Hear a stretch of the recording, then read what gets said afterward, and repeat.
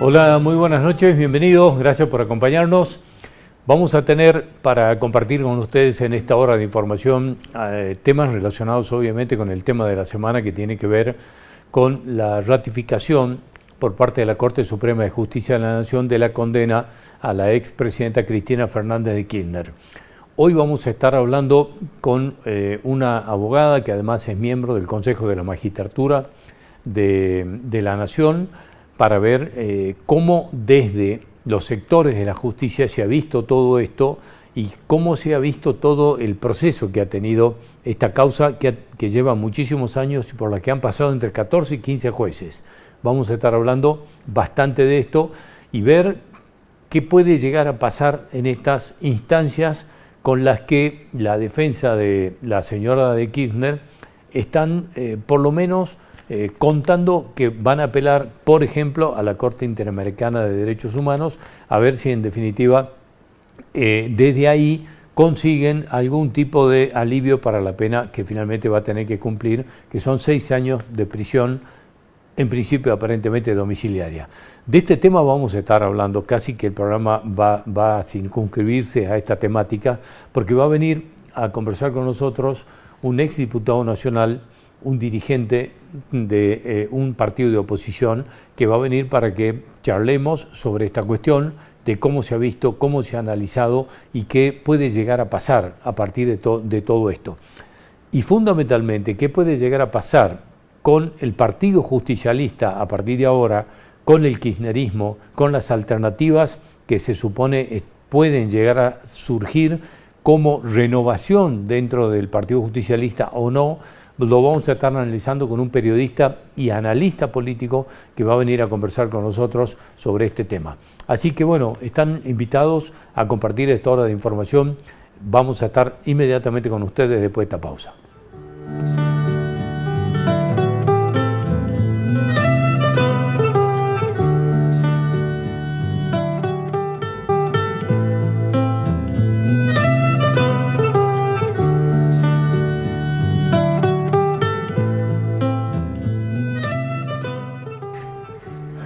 Bueno, indudablemente que la ratificación de la condena a Cristina Fernández de Kirchner ha desatado una suerte de tensión política que era absolutamente previsible. Los movimientos de la expresidenta indicaban que iba a intentar, a través del Partido Justicialista o de sus seguidores, intentar agitar un poco el estado de la sociedad, o tener una suerte de convulsión social que acompañe un poco todo lo que viene siendo una suerte de estrategia de victimización. Lo primero que ha ocurrido, que ya lo hemos visto en otras instancias del juicio de la causa vialidad, tiene que ver indudablemente con esta victimización y salirse de la causa específicamente de corrupción y llevarla al terreno específico de la política, con primero la figura del lawfare, la persecución política, el intento de proscripción, etcétera, etcétera. Pero queremos ver cómo ha visto esto la doctora Jimena de la Torre, con quien ya hemos hablado en otras oportunidades, nos ha visitado en Salta hace no mucho. Ella es miembro del Consejo de la Magistratura de la Nación y queremos ver cómo ha visto todo esto, fundamentalmente consultarla técnicamente sobre este proceso que es en donde la defensa de la señora de Kirchner está apuntando, como que aquí no hubo un debido proceso, que no se le han dado todas las garantías que se necesitaban. Así que Jimena, como siempre, gracias por atendernos. Buenas noches. Buenas noches, ¿cómo les va a ustedes? Bien, bien, muchas gracias. Bueno, nosotros queriendo escuchar opiniones calificadas en esta cuestión y nos parecía que tu participación era importante en este sentido. Bueno, primero muchísimas gracias por la invitación y por tenerme en cuenta. La realidad es que esta es una de muchas causas en donde la doctora o la expresidenta de la Nación, Fernández de Kirchner, es denunciada. De hecho, nosotros somos parte querellante en la ruta del dinero K, una causa que va a terminar siendo elevada a juicio oral, pero solo por el impulso de la sociedad civil, ahí no tenemos querella, no tenemos fiscal, porque Marijuán, el fiscal, entiende que correspondía sobreseerla. Tampoco tenemos a la UIF y a la FIP, porque también entendieron que no había que había que sobreseerla. Y esto, bueno, esta causa de vialidad, entonces nosotros la recibimos bueno, muy bien. La realidad es que lo que vemos acá es que era corrupción o justicia. Hoy la TABA cayó para el lado de la justicia, cayó para el lado de la República. Tampoco creo que sea algo para celebrar, ¿no? Tener un presidente de la nación condenado por corrupción, por haber robado los volúmenes de dinero que robaron, y hoy confirmado podemos decir que Cristina Fernández de Kirchner es una delincuente. Habrá que bueno, ahora esperar que rápidamente se ejecute la condena. Ya ayer mismo el juez de ejecución presentó, les dio un plazo de 5 días para presentarse ante la justicia, así que esperamos que esto rápidamente se ejecute, inhabilitación perpetua y sobre todo el decomiso de los bienes, ¿no? Hay que rematar todos los bienes, no solamente de Cristina Fernández de Kirchner, sino de todos los que terminaron condenados, para recuperar algo. No creo que podamos recuperar los 85.000 millones actualizados que deberíamos recuperar, pero recuperar algo de lo que hoy podemos decir con contundencia se robaron, ¿no? Da la sensación como que, y ojalá sea el inicio, de que se termine aquel mito que tenemos en la Argentina, de que por corrupción en la Argentina nadie va preso y nunca nadie va a devolver la plata que se ha robado. Bueno, ojalá esto sea el inicio del fin de ese mito, y en la práctica la devolución de la plata se hace ¿de qué manera? Porque no creo que ninguno de ellos se presente y diga, bueno, aquí traigo los bolsos con la plata. Se hace a través de comisos y después se me ocurre que remates. No sé de qué manera el Estado puede empezar a recuperar parte de esta plata. ¿Cómo es el mecanismo? Sí, efectivamente, el decomiso fue ordenado al momento de dictar sentencia. La suma ascendía a más de 85.000 millones. Eso tiene que ser actualizado por el juez de ejecución. Y bueno, se tienen que empezar a rematar los bienes que hoy tienen a su nombre. Por eso digo al menos parte, ¿no? Porque habrá que empezar por los bienes registrables. Ella realizó donaciones a sus hijos, habrá que iniciar los trámites para la reversión de esas donaciones y recuperar el dinero que haya tanto en efectivo como invertido en valores. Y luego también son todos solidariamente responsables, con lo cual habrá que ir detrás del dinero también de Baez, ¿no? Lo que nosotros sostenemos en la ruta del dinero acá es que el dinero que Baez lavaba y que por la cual tiene la sentencia firme, recordemos la causa de la Rosadita, donde contaban los billetes, ese dinero que se lavaba no era solo de él, sino que era de sus socios, ¿no? En esta asociación ilícita, que eran Cristina y Néstor, ¿no? Bueno, desde el punto de vista técnico, esto que ha hecho la Corte, que bueno, por parte de la defensa de Cristina Kirchner y de sus seguidores, hablan de proscripción fundamentalmente como leitmotiv de esto que ha ocurrido. La Corte, en definitiva, lo que ha hecho es determinar que todo el proceso ha cumplido con el debido proceso, valga la redundancia. ¿Hay algo más? Porque llamó la atención que la Corte fundamente su fallo, porque podía limitarse, no sé, a un solo párrafo que diga que estaba todo bien hecho y punto, pero decidieron fundamentarlo. ¿Por qué entendés que puede haber pasado esto? La realidad es que celebro que lo hayan fundado, porque ya hemos visto cómo el abogado de Cristina Fernández de Kirchner en sus redes sociales está anunciando que está yendo a la Corte Internacional en La Haya.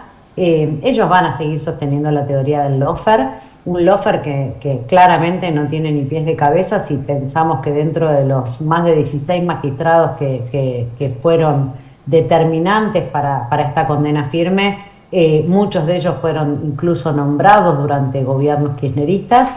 incluso dentro de los 3 ministros de Cortes que ayer dictaron sentencia, tenemos a un ex funcionario del gobierno de Cristina Fernández de Kirchner, de Néstor Kirchner, y a otro ministro que fue designado durante el kirchnerismo, ¿no? Entonces, es difícil sostener que gente que fue designada por vos, ahora resulta que se pusieron todos de acuerdo con gente que no fue designada por vos para perseguirte políticamente, y que todos se complotaron para no respetar ninguna garantía del debido proceso, ninguna garantía de defensa en juicio, y violentar absolutamente todo el sistema judicial argentino para perseguir políticamente a una persona. La verdad que es difícil de sostener esto, pero es lo que quieren sostener, y por eso están recurriendo a los organismos internacionales. Ya han avisado que van a ir a Naciones Unidas, van a ir al sistema interamericano. Por algo hace más de 20 años que vienen pretendiendo colonizar lo que es el sistema de derechos humanos a nivel universal, tanto en Naciones Unidas como en el sistema interamericano. No nos olvidemos que el CELS ha sido socia del kirchnerismo, y que el CELS hoy tiene representantes en la Corte Interamericana, en la Comisión Interamericana, nombrados, gente que está muy vinculada con ellos, con lo cual vamos a tener que estar muy atentos, no porque puedan revertir una sentencia firme, pero sí para porque pueden pretender el camino de la victimización, como ya lo vienen haciendo, tratando de instalar un relato de persecución política que les permita por ahí en un futuro más favorable, ¿no? Si llegara a volver un gobierno peronista, incluso un indulto de su condena, ¿no? Sostenida en esta doctrina del lawfare y sostenida en informes internacionales que están apostando a producir, ¿no? Ahora, ¿cuánto de vinculante pueden tener resoluciones de, por ejemplo, la Corte Interamericana de Derechos Humanos o la Corte Internacional de la Haya? ¿Cuánto de vinculante respecto a este fallo pueden tener decisiones que se tomen ahí? ¿Cuánto tiene de vinculante, si es que los tiene? Bueno, es una gran pregunta, porque nosotros tenemos hoy vigente un artículo del Código Procesal, del nuevo Código Procesal Penal, del sistema acusatorio, que hoy está vigente no solamente en las jurisdicciones donde el sistema acusatorio está hoy funciona, sino también en el resto del país, que es el artículo 366, inciso F del nuevo Código, que justamente plantea que frente a sentencias firmes, pueden llegar a reabrirse esas sentencias y plantearse, por supuesto, todo un nuevo expediente judicial para revisar esas condenas firmes en ciertos supuestos. Bueno, en el supuesto del inciso F está incorporada la posibilidad de abrir a revisión una condena firme frente a una sentencia de un organismo internacional como puede ser la Corte Interamericana. Ahora, por supuesto que esa figura se da de patadas con la jurisprudencia de la Corte, por un lado, que ya viene sosteniendo que el principio de subsidiariedad de este tipo de organismos internacionales, lo que significa que no corresponde se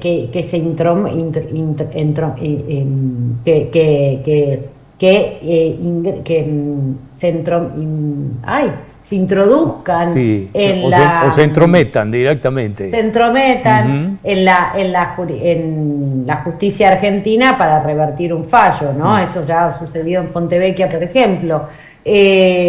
Pero no por ello, así como tenemos un lado de la biblioteca que entiende que esto es imposible, como ese mismo lado de la biblioteca que entiende que el artículo 36 de la Constitución Nacional impide el indulto en delitos de orden público, ¿no? Bueno, hay otros que pueden pretender, ¿no?, agarrarse de un artículo como este para pretender una revisión. Por supuesto que para pretender esa revisión primero tienen que lograr una sentencia de un organismo internacional, lo cual les va a llevar muchos años, ¿no? De hecho, es altamente probable que ella termine de cumplir sus 6 años de condena previo a obtener un resultado a nivel internacional. Pero bueno, ella no deja de tener una incompatibilidad para ejercer cargos públicos que funciona de por vida, con lo cual el interés de instalar esto siempre puede estar abierto. Lo cierto es que la vigencia de este artículo la establecieron durante el gobierno de Alberto Fernández, ¿no? O sea, nada claro. está librado al azar. Bueno, nos llamó mucho la atención y te lo transmito porque quizás no estás en conocimiento. El ex gobernador de Salta, Juan Manuel Urtubey, que se supone abogado, ha tenido unas frases que me llamaron la atención porque él habló de que esto que hizo la Corte es un disparate jurídico con tufillo a proscripción. ¿Cuánto tiene esto de disparate jurídico? A mí me llama la atención que el número, yo creía que eran 14 los jueces, me decís que son 16. Es muy difícil que 16 jueces se enganchen a ser partícipe de un disparate jurídico, pero me llamó mucho la atención la descripción de él en su condición de abogado, fundamentalmente. Sí, son 16 magistrados entre jueces y fiscales, ¿no? Pero además son 3 toneladas de prueba.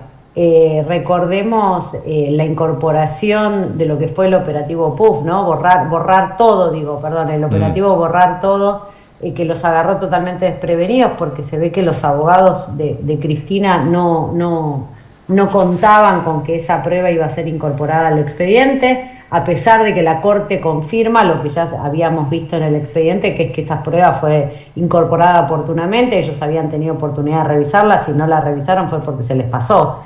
Pero lo cierto es que es llamativo cuando este tipo de gobiernos, este tipo de exgobernadores, funcionarios públicos, plantean cuestiones como esta, porque bueno, tal vez el temor tiene que ver con que mañana vienen por mí, ¿no? Yo la verdad no pongo las manos en el fuego por nadie. Me sorprende cuando se sienten ofendidos porque porque a la política también le cabe, ¿no? Digo, por al aquello final del camino lo que acabamos de ver es la igualdad ante la ley.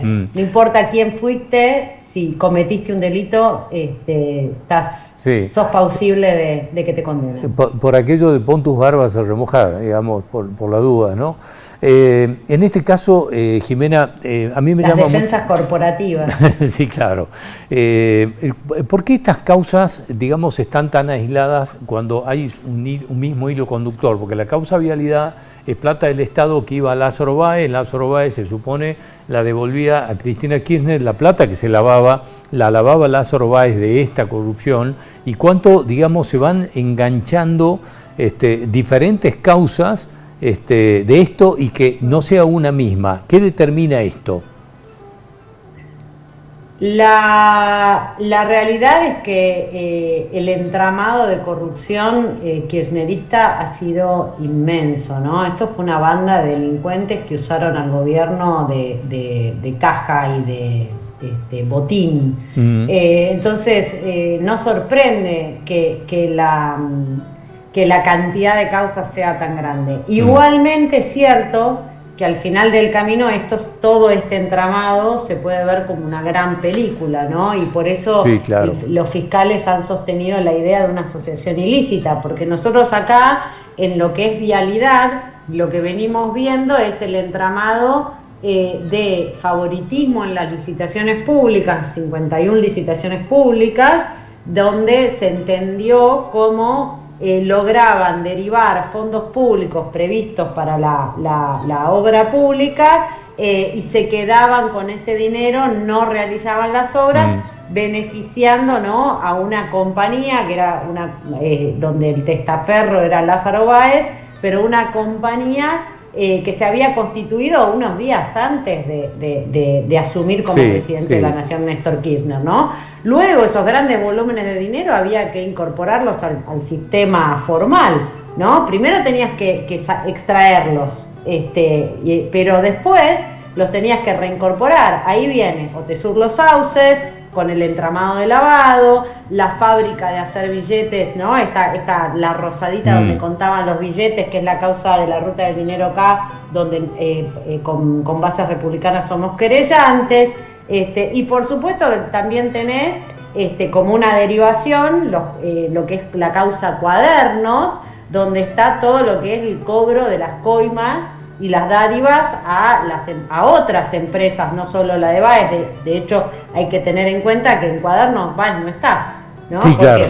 Porque Baez está en Vialidad, en Cuadernos está todo el resto, digamos. Pero esto era una maniobra muy grande, ¿no? Como un grano de arena en la playa, el departamento en el que ha pedido tener la prisión domiciliaria a Cristina Kirchner o por lo menos se la compró, o se supone que se la compró a Austral Construcciones, que era de Lázaro Báez.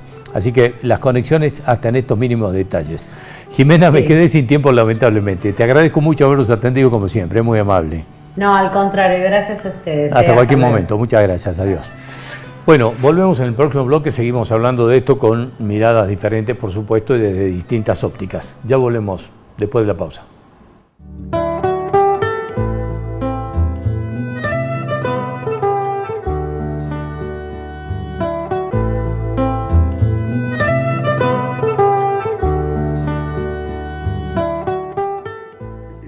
Bueno, estamos intentando tener distintas miradas. Obviamente que con la doctora de la Torre estábamos hablando de todo lo que puede ser la técnica jurídica de este caso, pero esto sin lugar a dudas tiene implicancias políticas y me parecía importante convocar para hoy al exdiputado nacional Miguel Nani, que además es un referente de la Unión Cívica Radical, para ver cómo está viendo esto y sobre todo cómo analiza los movimientos políticos que está teniendo la expresidenta y parte del justicialismo. Así que, como siempre, gracias por venir. Miguel, ¿cómo estás? Un gusto, Indio, ¿cómo estás? Muy bien, muy bien. No sé si coincidís con la doctora de la Torre, que en realidad es una alegría ver cómo funcionan las instituciones, pero no es una cosa para celebrar que una expresidenta vaya presa. No sé, ¿qué opinión tenés de todo esto que ha pasado? No, tampoco. Digo, al margen que hay mucha gente que está feliz con esto, digo, también, pero es un día para recordar, para honrar, porque hay una bisagra, Indio, en esto, ¿no? En primer lugar, que la justicia funcione, que la justicia ha aportado su grano de arena para que los argentinos volvamos a creer, ¿no? Obviamente que en esto, digo, el hecho más significativo es que Cristina está presa, me parece hasta saludable para la República, ¿no? Que una persona que ha desfalcado el país como lo ha hecho, esté tras la reja, y lo que decía ella, ¿no? Igualdad ante la ley es fundamental. Después, ¿por qué te digo lo de la justicia, que es fundamental? Hay que animarse a fallar contra Cristina, no hoy, ahora, que están moribundos políticamente, sino cuando estaban en el poder. Hay que recordarle a la gente que este fallo, Indio, fue hecho en épocas de Alberto Fernández. O sea, el fiscal, mirá lo que tuvo que tener para condenarla, ¿no? El fiscal de pedir la pena y el juez condenarla, los jueces. Entonces, digo, eso tiene una significación enorme, ¿no? Porque la verdad, Indio, que los enormes casos de corrupción que ha tenido la Argentina, la mayoría han prescripto, llegan tarde, ¿no? Yo antes de venir acá sabía que el tema obligado era empezaba mi memoria a recordar, ¿no? Carlos Menem, condenado a 7 años de prisión efectiva, ¿no? No fue a la cárcel por los fueros. Antes había ido preso en una muy mala causa y demás. La mayoría de los juicios contra Carlos Menem prescribieron, no se juzgaron, Indio. Cristina hoy está presa por una causa. No quiere decir que los hechos no hayan ocurrido. A eso voy, eso. Entonces digo, era una justicia muy lenta, una justicia adicta. De hecho, Menem, por el tema del caso de armas, te doy un ejemplo, digo, fue absuelto, después le revocaron la absolución, bueno, pasó de todo en el medio. Después, bueno, condenado por los fondos de la CIDE, muy parecido a lo que la CIDE está haciendo ahora, entonces ojo con eso. Y ahora lo de Cristina. Cristina está presa por un hecho. Tiene todavía 10 hechos pendientes. De esas 10 causas pendientes, Indio, 5 están en juicio oral y otras 5 recién están en investigación. O sea que mirá todavía lo que le falta actuar a la justicia. Pero es muy bueno lo que ha pasado. Te llevo a un terreno político que es a donde Cristina Kirchner trata de pararse, obviamente, con el tema de la persecución o de la proscripción, etcétera. Y tuvo una frase como esto es un cepo a la voluntad popular, es decir, deja la impresión que si ella no está en una boleta o ella no es candidata, aquí no hay ni democracia ni voluntad popular. Una cosa así bastante mesiánica para ponerle una palabra sencilla y rápida. Es extraño esto, pero me parece medio peligroso el mensaje. Totalmente, bueno, pero digo, es más peligroso lo que han hecho, ¿no? De robarse todo, de instaurar el lema roba pero hacen, y han dejado a la Argentina en ruinas, ¿no? Indio, que es lo mismo que vos vengas, mate de 3 tiros a tu mamá y yo para exculparte quiero hacer un plebiscito para ver si sos culpable o inocente. Los hechos ocurrieron, no la tiene que jugar la gente, sino la justicia, no la tiene que jugar la historia, sino la justicia. Acá la justicia la juzgó, los hechos que se le imputa están, pero recontra probados, de hecho no hay una sola defensa jurídica de ella, vos fíjate, y ya está. Y lo otro para recordar al Indio es que ella está presa por delitos comunes, ¿no? El último preso político en la Argentina fue Balbín, ¿no? Por expresarse en contra de Perón. Pero después, Indio, no hay políticos presos por defender una causa noble como la libertad en la Argentina de hoy. No hay políticos que han usado su lugar para enriquecerse, esto ha sido desmedidamente, no ella, sino todo su entorno, y bueno, y acá están las consecuencias por fin. Bueno, a partir de aquí, digamos, se inicia una suerte, digamos, de acción política del justicialismo. ¿Entendés que a partir de esto, Cristina Kirchner, digamos, queda ya definitivamente fuera de carrera, por lo menos electoralmente? Esto, tu olfato político, digo, apelo a eso, ¿te dice que aquí se abre la puerta a una renovación dentro del kirchnerismo y del peronismo? ¿O esto la parapeta a ella como la jefa de la oposición, perseguida y armando su casa una especie de santuario político? En primer lugar, Indio, empieza, digo, no es que el ocaso de Cristina Kirchner ya empezó cuando no pudieron reelegir y con Alberto Fernández, ahí empezó su ocaso. Este creo que fue su punto final, quizás las consecuencias las veremos después, pero digo, si hay algo que terminó ayer fue el ciclo kirchnerista, digo, el kirchnerismo en esta elección quedó sepultado, ¿no? Digo, no en esta elección me juega el fallido, pero digo, a partir de este fallo, el kirchnerismo se terminó en la Argentina, ¿no? Porque en primer lugar, ellos tratan de mostrar como Lula da Silva o como Menem, que Lula da Silva fue mal condenado, no porque haya sido inocente, sino porque el procedimiento estuvo mal. Acá se llegó hasta el final, Indio, y en el final, el máximo tribunal de la Argentina dijo, es una delincuenta, con todas las palabras, y nunca más en su vida puede ejercer un cargo público. Esa es la condena mayor que tiene ella, y ese es el acta de defunción del kirchnerismo, que ella no puede ejercer cargos públicos. Y cuidado, Indio, que todavía faltan los hijos, los socios, ¿no? Porque digo, ellos le han convidado a todos, esa es la verdad, ¿no? Y yo esto lo digo sin revanchismo, digo, pero hay causas espantosas, todavía falta nada más ni nada menos, Indio, que se esclarezca lo de Nisman, que ya tiene hasta una carátula, Indio, no es suicidio. Sí, claro. Habrá que ver quién es el autor intelectual. No estoy diciendo que sea ella, pero lo que sí estoy diciendo es que acá hay una administración que ha sido responsable de la muerte de un fiscal que buscaba transparencia, Indio. Entonces digo... En una causa que la tenía seriamente comprometida a ella. Más que nadie a ella. Sí, claro, porque además él la noche anterior, bueno, la noche en que lo matan, en definitiva él anuncia que al otro día iba a un canal a llevar las pruebas de cómo el pacto con Irán había sido manejado y dirigido por Cristina Kirchner. Directamente. Entonces te digo, el kirchnerismo no tiene futuro, no tiene horizonte. Creo que el peronismo ahora va a tener que hacer un enorme esfuerzo por disociar este historial que yo te muestro, ¿no? De Menem, de Alberto Fernández, de ellos, porque, ayer arrasaron un canal de televisión por mostrar imágenes ¿no? por difundir, ¿no? TN. Entonces, sí. Atacaron el canal TN. Lo que hoy el país necesita desesperadamente es un presidente con temple, serio, sólido, equilibrado, y necesita una oposición republicana, que quizás esta sea la oposición, Indio, la oportunidad también de que empezar a discutir una oposición republicana, ido el kirchnerismo, que haya una oposición seria, sólida, y que no que sean, ¿no? Un rejunte de delincuentes que se buscan amparar en los fueros, ¿no? Unas cuantas cosas que me quedan así como imágenes políticas, digamos, no sé si le hacen mucho favor, pero que quienes salen a defenderlo sean personajes como Gildo Infran, Sergio Massa, etcétera, etcétera.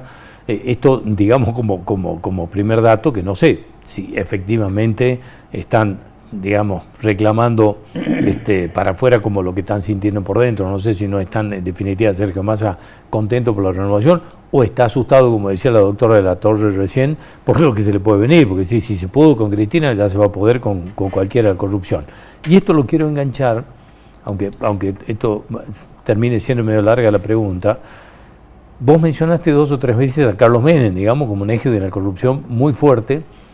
Y fíjate vos cómo la Libertad Avanza, que venía, se supone, a luchar contra la casta corrupta y todo esto, acaba de conformarse un sector interno de la Libertad Avanza que se llama la Carlos Menem.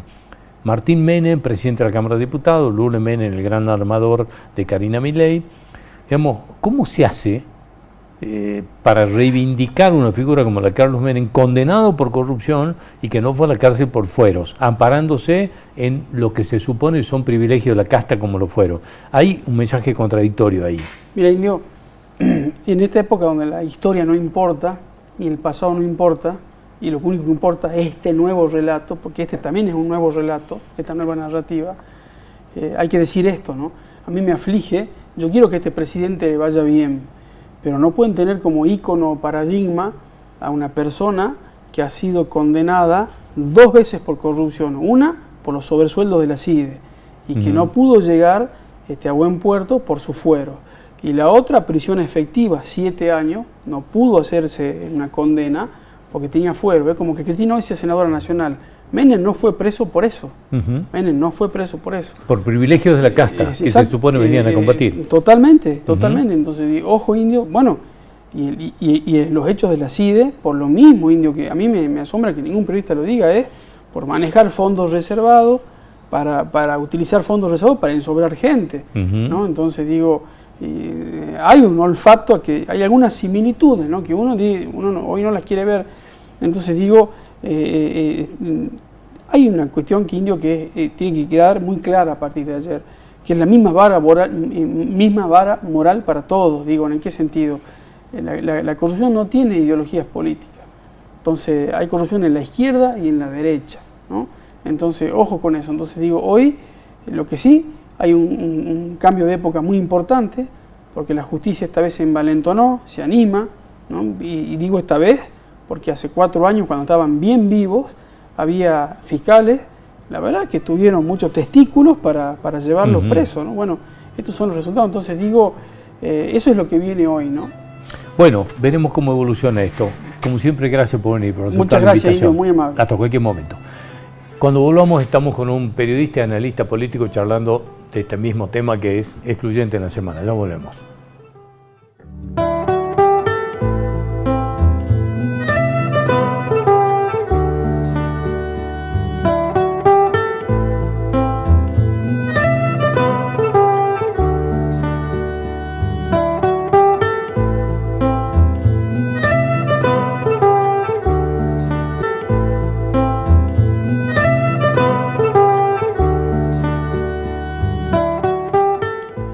Bueno, estamos con Gustavo Iovino, doctor en Ciencias de la Comunicación, periodista, analista político, y por supuesto que queríamos charlar con él en primer lugar porque te tengo que confesar, y gracias por estar aquí como siempre, que mientras veía los acontecimientos de ayer me acordaba, en algunos párrafos de todo lo que ocurrió, me acordaba de vos, por aquello de que cómo se han acortado los tiempos. Sí, nada es previsible en las próximas 2 horas.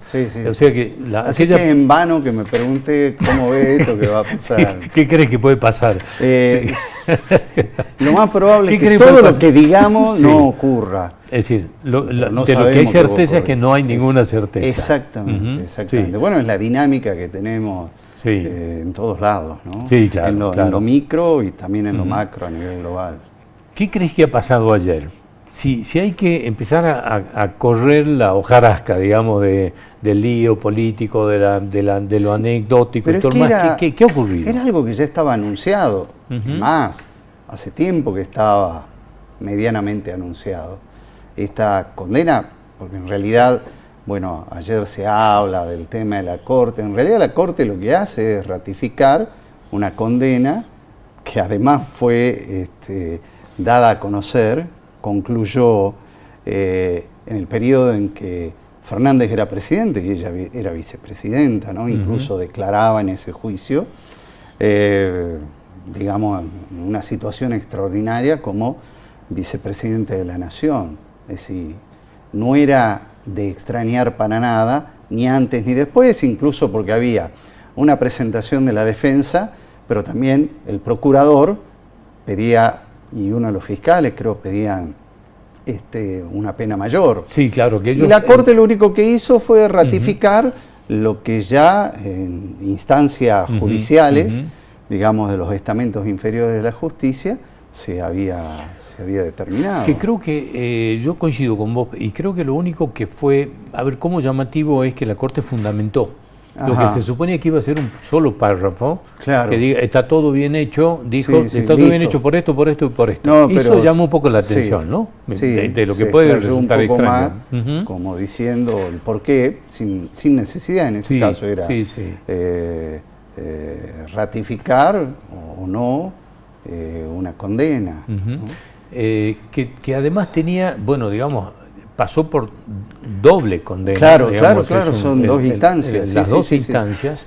Y recién me decía la doctora Jimena. No solo fue el juzgado, la Cámara respectiva se pronunció, y ¿qué más va a hacer la Corte de Justicia? Es más, a ver, si trabajamos así en lo contrahistórico,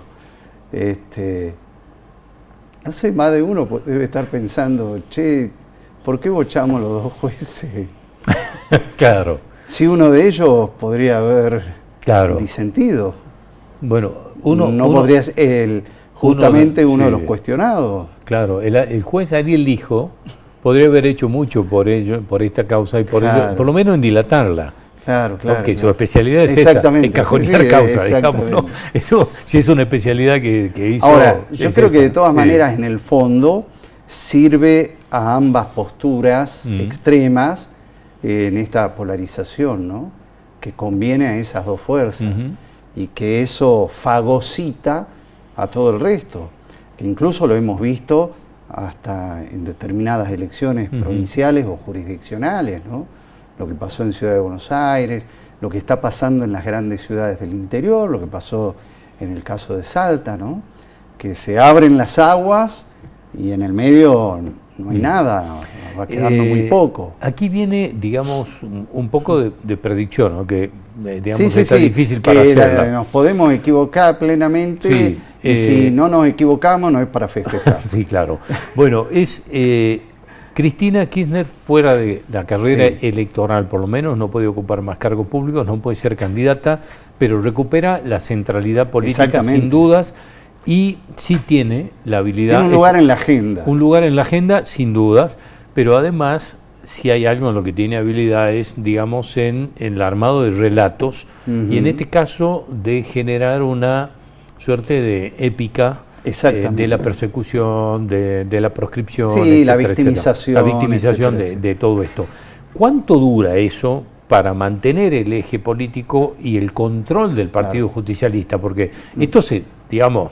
puede durar un tiempo. Eso dura para siempre en un núcleo duro que hay que empezar a estudiarlo. De todas maneras, no es el disco duro, el núcleo duro de lo que ha sido la primera gestión de Cristina y Cristina viuda.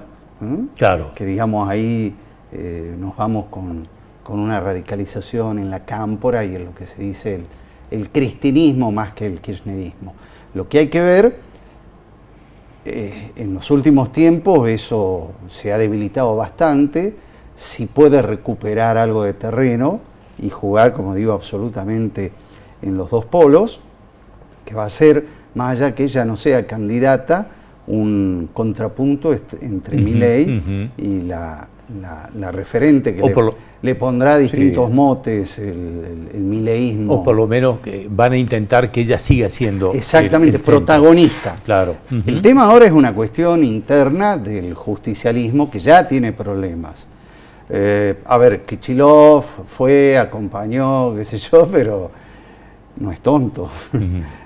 Bueno, soy yo. Sí, sí, claro. Pero después van a aparecer otros. ¿Y por qué no yo? Y ya quería ser él. No, sí, digamos, sí, ya estaba claro. Bueno, pero ahora sí. al que se le despeja el camino es a él. Claramente. Ahora, ¿es posible alrededor de Kicillof y con la venia de Cristina que eso funcione?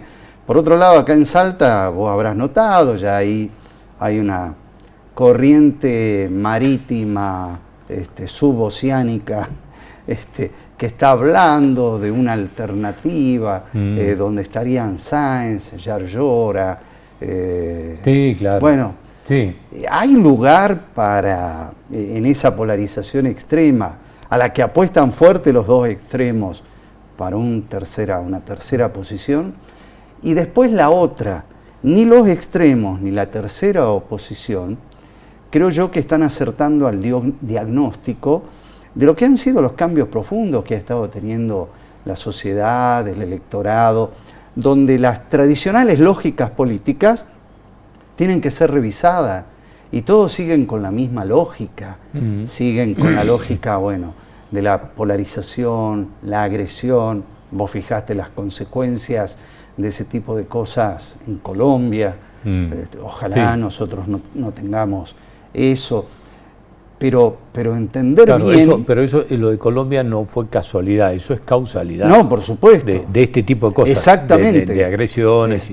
Eso creo que nos tiene que llamar la atención, abrir un signo de interrogación, pero por otro lado, me parece que desde antes de la elección del 2023, quienes hoy son los distintos sectores opositores, perdieron el rumbo.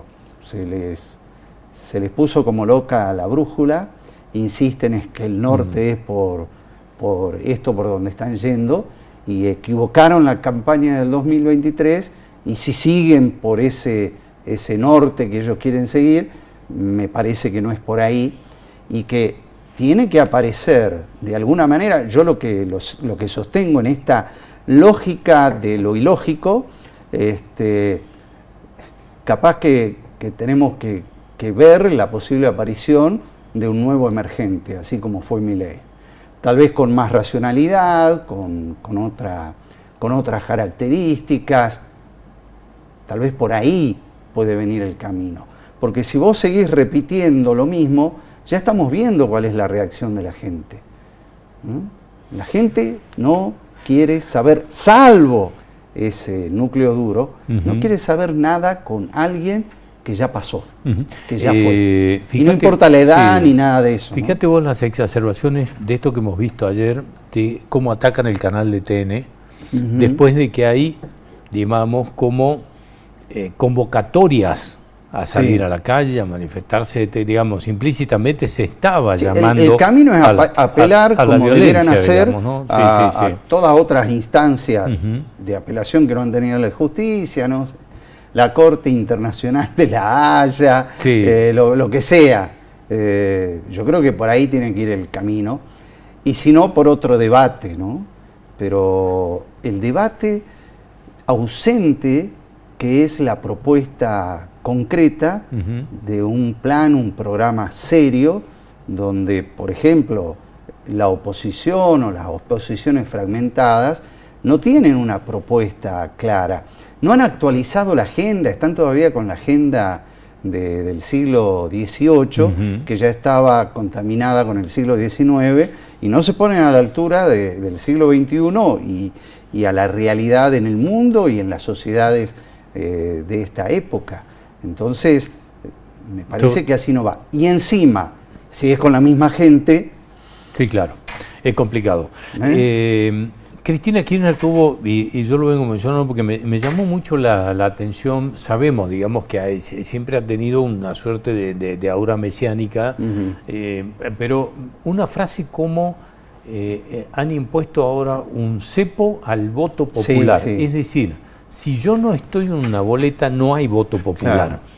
Es decir, ahora, lo más gracioso que el término cepo es una característica de ella, del gobierno de del kirchnerismo, digamos, ¿no? Sí, claro, sí, porque sí. hubo cepo Sí, después en su Cristina, gobierno, precisamente, porque fue Claro. en el 2010. Sí, ella impone el cepo, 2011, digamos, ¿no? por Sí, ahí. claro. Entonces, bueno, me llamó la atención, pero quiero decir, un cepo al voto popular, es decir, Claro. si no está ella en una boleta, aquí no hay democracia, más o menos, y hay que pasarlo en Pero limpio. si no hay justicia, tampoco hay democracia. Bueno, es que este es el tema. Ese es el tema. Ahí está la cuestión, ¿no?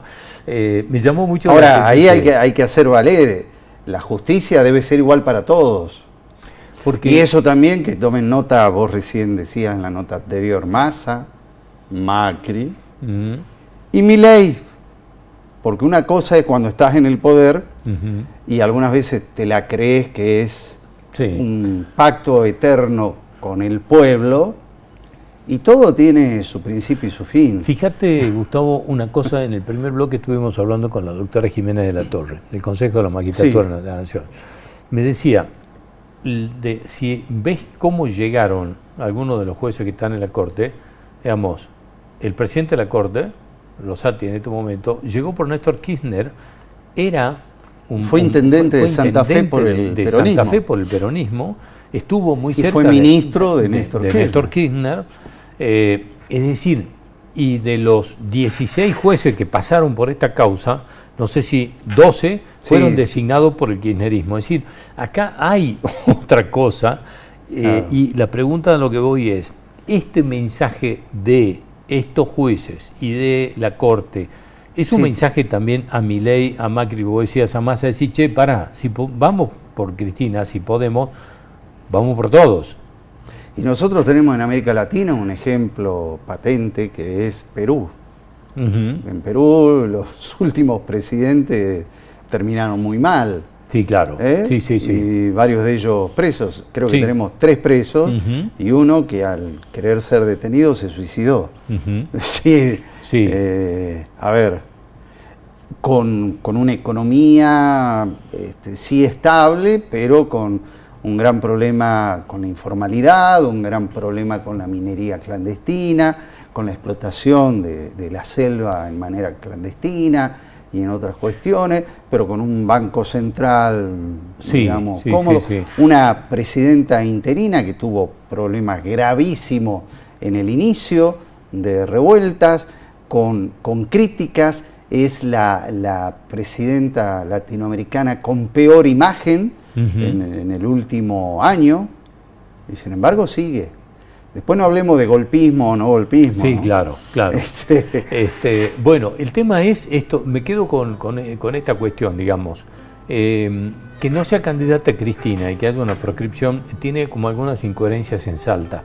El Partido Justicialista salió en defensa de ella y habla de proscripción. El Partido Justicialista El Partido intervenido. Justicialista que fue proscripto porque ellos apoyaron a Quintela y Cristina Kirchner Claro. proscribió la lista de Quintela que apoyaba el PJ de Salta. Y por lo Es tanto decir, lo intervino. por lo tanto, los intervino. Es decir, que los proscriptos de aquí por Cristina Kirchner dicen que hay una Es que todo proscripción de depende ella. del lugar donde el observador mire la cuestión. Sí. Bueno, Eso es física sí. cuántica. ¿no? Que tendremos que llamar a otros especialistas. Claro, ¿dónde está, Sí. en qué ángulo está el observador y qué es lo que ve pasar, en qué momento y de qué perspectiva? Bueno, temas para seguir conversando. Sí, Gracias por venir supuesto. como No, siempre. gracias a Hasta vos. cualquier momento. Nos reencontramos nosotros el domingo a las 8 de la noche en esta misma casa. Gracias por acompañarnos.